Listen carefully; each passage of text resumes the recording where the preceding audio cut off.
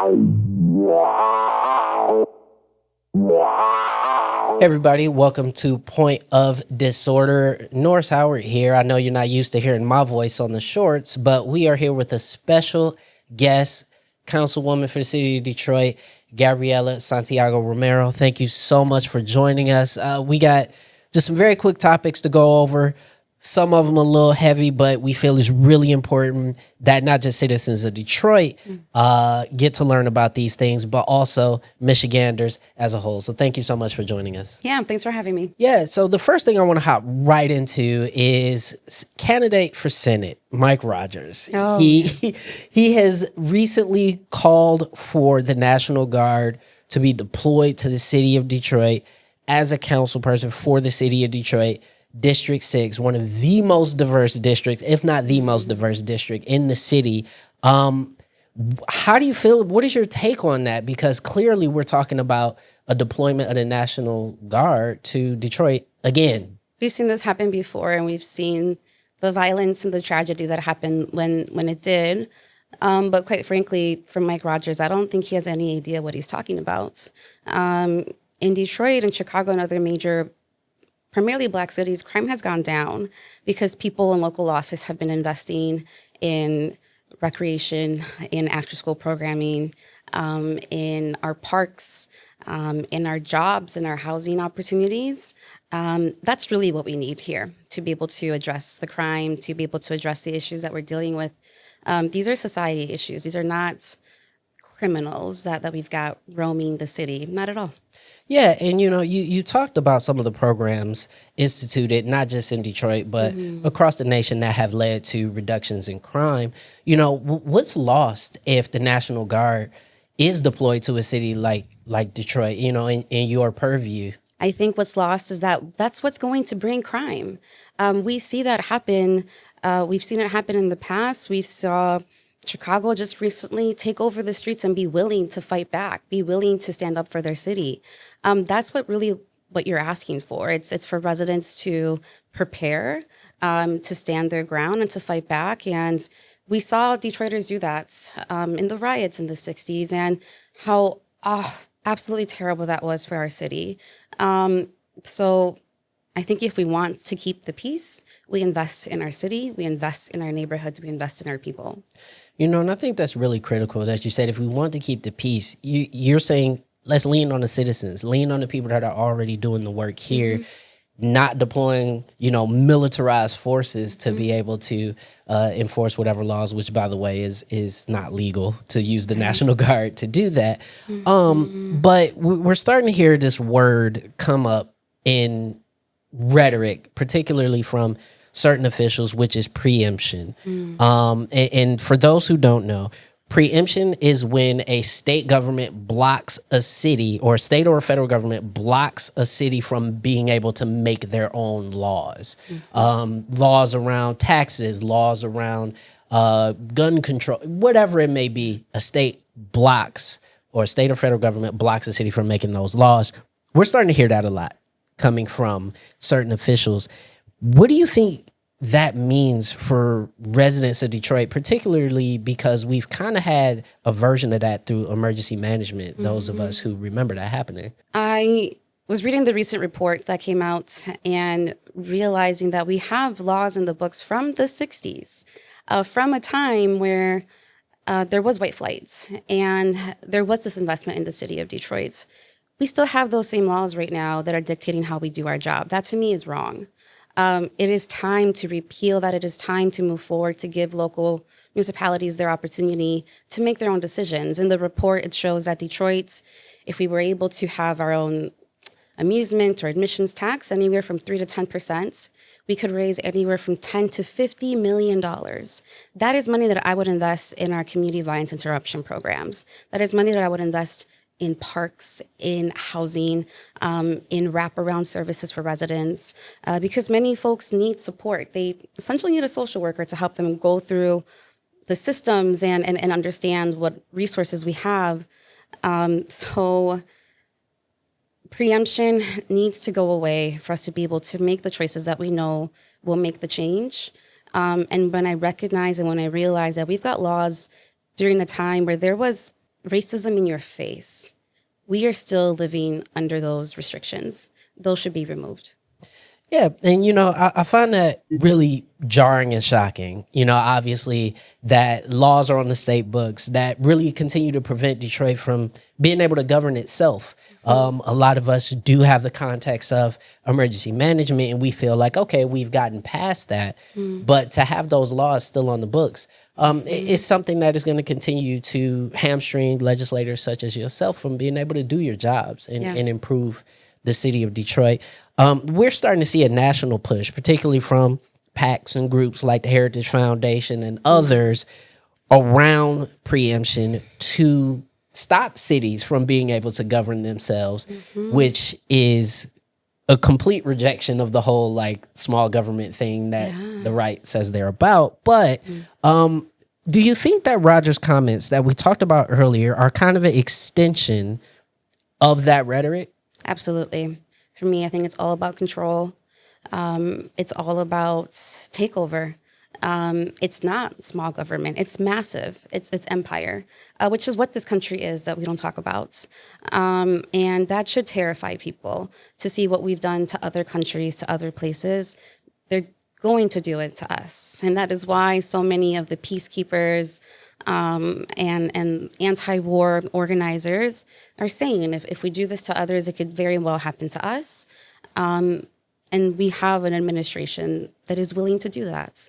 A Department of War is insanity to hear, but we should take that very seriously. Yeah, and just changing gears a little bit, you talked about the state and its inability to change the laws that, prevent the city of Detroit from being able to govern itself properly. What do you want to see beyond just the changing of those laws that would allow you as a leader in the city to continue to do that work? What sort of help would you like to see from the state, from the federal government in order to assist in the improvement of the city? I would like us to work together. But unfortunately, politics is a real thing. And I recently saw the Hurricane Katrina documentary, and so heartbreaking to hear that things could have been different if the local government would have got along with the state government, if they would have got along with the federal government. And what happens when there's egos and there are infighting where we're not able to make decisions collectively to actually serve people. We see it here. I experienced it when there was a flooding, the flood that happened earlier in Southwest Detroit. We tried for weeks to work with the administration. They said, no, we got this. They did not. They needed help from us in our community. And it took weeks for that to happen. It took me calling the mayor and saying, look, we want the same thing. We have help. We are able to reach the community in different ways. Let us help. And then finally, he was like, okay, got it. And it's just shouldn't be that way. It should be, this is happening.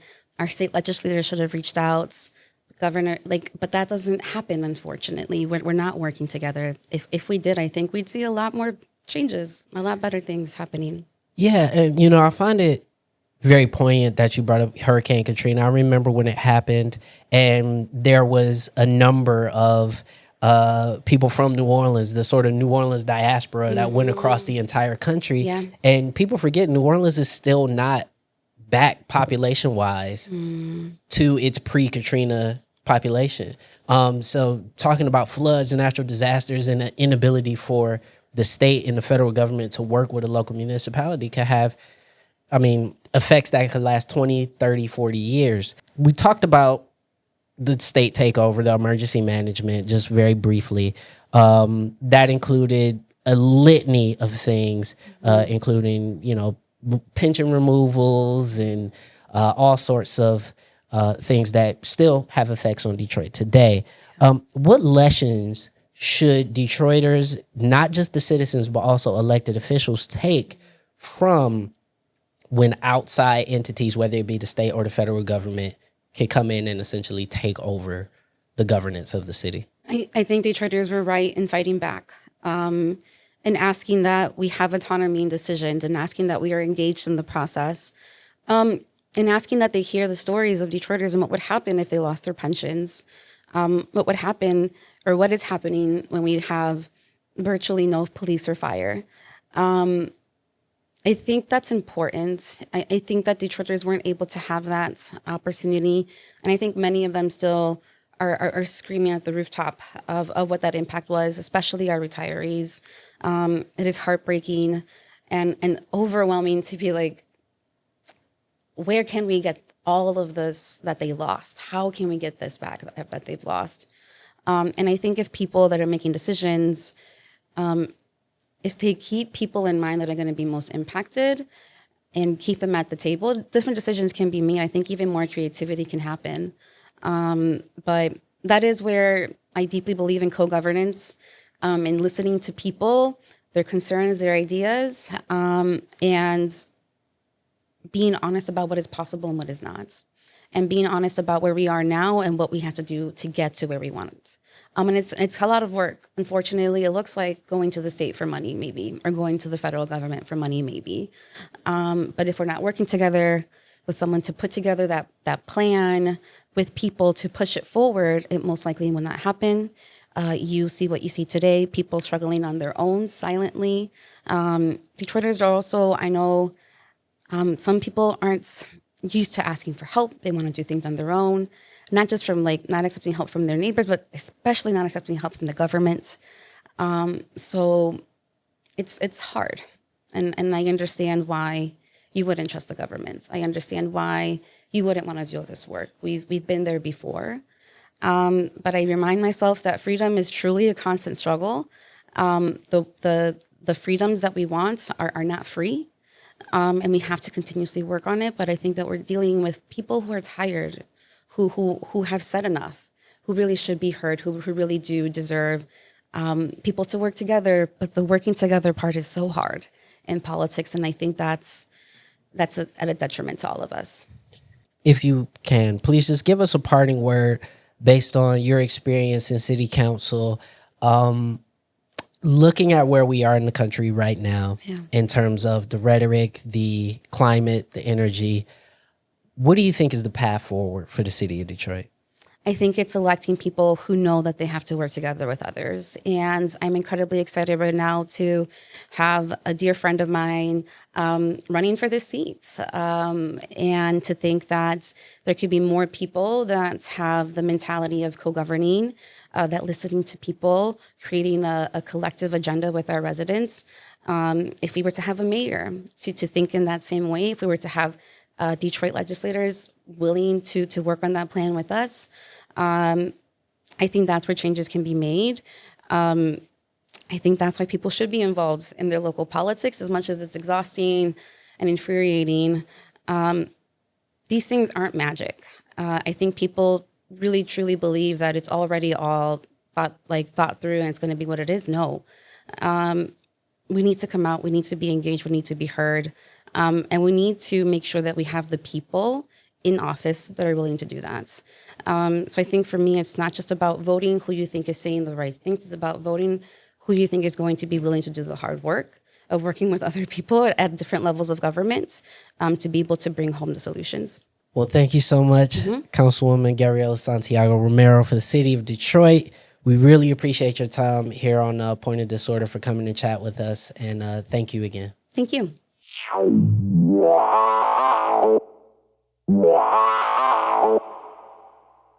And that's a wrap on today's episode of Point of Disorder. We'd like to extend a huge thank you to everyone who listened today. And if you like us, give us a like, a subscribe, or a review on any place you get your podcasts. And don't forget to follow us on social media at Distill Social and at The Guerrilla Politic.